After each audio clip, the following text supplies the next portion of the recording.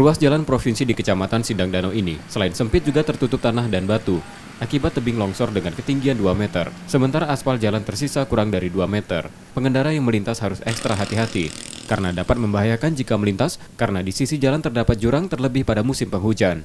BPBD Oku Selatan mencatat hampir seluruh ruas jalan provinsi di kabupaten itu rawan longsor, seperti ruas jalan di Kecamatan Pulau Beringin hingga Kecamatan Sungai Are yang berbatasan dengan Kabupaten Kaur Bengkulu. Terima kasih. Perlu kami jelaskan bahwa kami sudah menerima buletin iklim dari BMKG Sumatera Selatan yang menyampaikan analisa hujan ini dari Januari hingga bulan Mei. Dengan curah hujan tinggi, sifat hujan di atas daripada normal.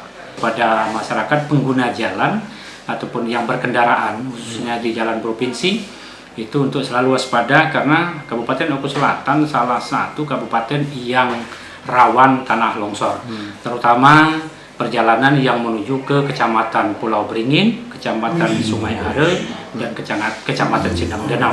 Kemudian juga di Kecamatan Buaya Rawan, Kecamatan BPRT, Kecamatan Mengkakau, dan Kecamatan Warku Anong Selatan. Jadi kita himbau agar selalu tetap waspada dan berhati-hati, apalagi berkendaraan di malam hari. Kemudian jalan di Kecamatan Buaya Rawan menuju Warkuk yang berbatasan dengan Lampung Barat, Lampung, juga terancam longsor dengan kondisi yang tak lebih baik. Setia Budi, Kompas TV, Ogan Komering Ulu, Sumatera Selatan.